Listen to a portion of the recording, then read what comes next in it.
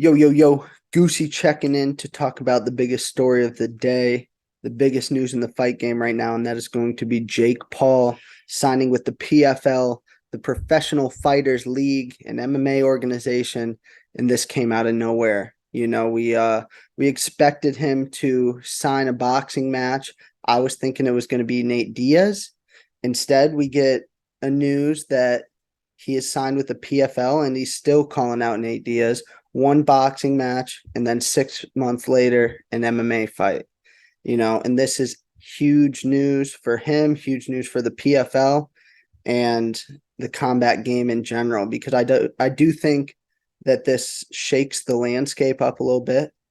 It makes PFL even more of a player than they already were. Signing that deal with ESPN gained them a lot of clout, gained them notoriety within the fan base, and now I think that they will be able to bring a more casual viewing audience to their league and be able to build and promote even more.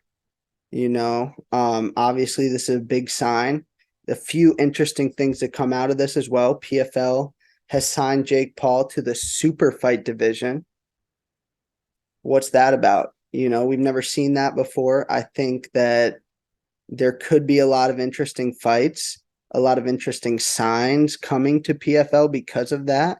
And I am excited to see how it plays out. I think that the super fight division will get kicked off with a Jake Paul versus Nate Diaz boxing match, I believe.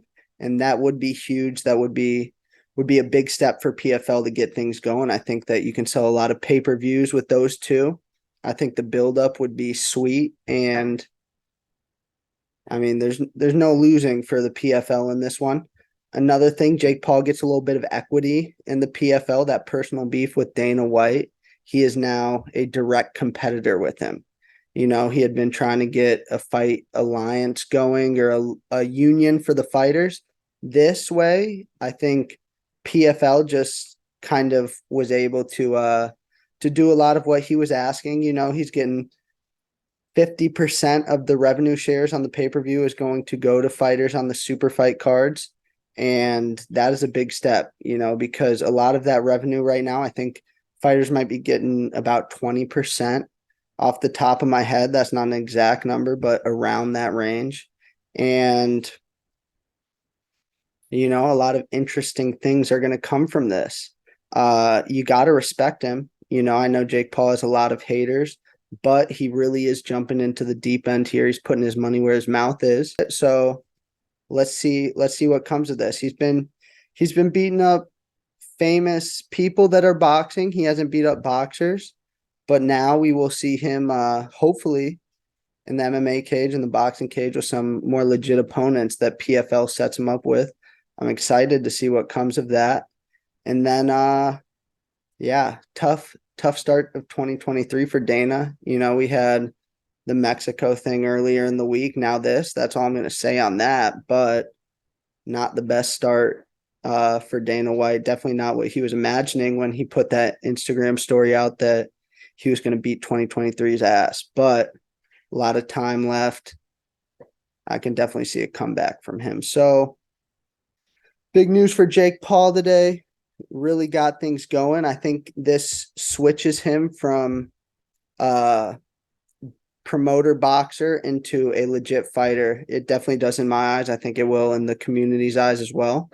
And I think for PFL, it opens them up to a lot of bigger signings, a lot of people that will want to fight Jake Paul, a lot of people that will want to get in that super fight division and make some moolah. So I think that all in all, this was a really good move for combat sports. I think it brings a lot of attention to the game, and it makes for a lot of interesting storylines throughout this year and years to come. If they keep it up, it could flop terribly, and then who knows? But as of right now, I think it has the makings to be a successful business partnership between them. I did mention that Jake Paul is going from promoter boxer now to fighter.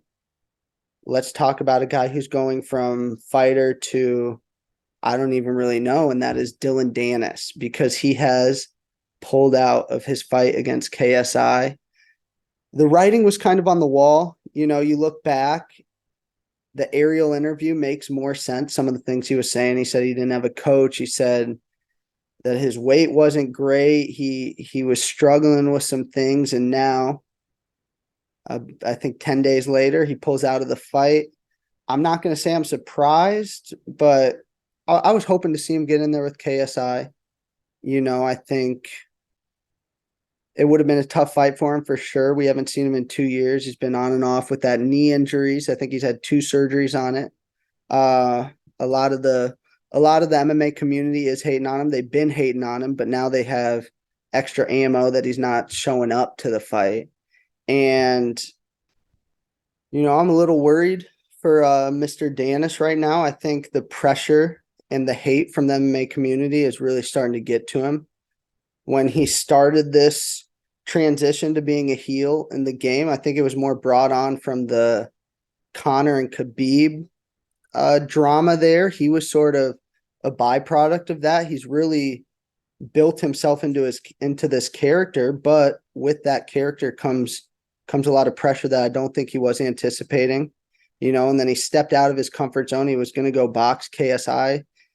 His base was in jiu-jitsu. I think that was really going to be a stretch. You know, if he was going to have success in any type of fight, it was probably going to be MMA where he could utilize that jiu-jitsu, but getting away from the grappling completely, I think we started getting towards the fight and he realized that he was really going to be a fish out of water in this one. And he pulled out. I can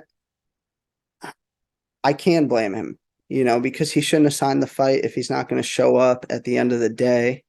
But I tried to come to the rescue. You know, I even hopped on Twitter. I said, Danis steals our jokes, which he did. He stole our joke to Ariel Helwani, the Geek's Twitter, tweeted out as his own.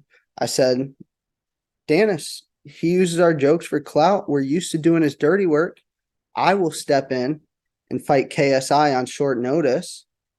And I know you guys are thinking, but that would be a sweet fight, Goosey versus KSI. I did talk about myself in the third person, but let's get that going, you know, because have I been in the promoter boxing matches? No, but what have I been in? The gym since I was 16. Okay, way before all these dudes. I took a little break, played some college baseball. Now I'm back to it. I've been training. I am training. And it's mostly just because I like it. But Misfits Boxing, you guys are watching this? I mean, I'm on YouTube. I count as a YouTuber. You guys need a fighter? I'm here. I'd definitely be down to get a few fights in 2023.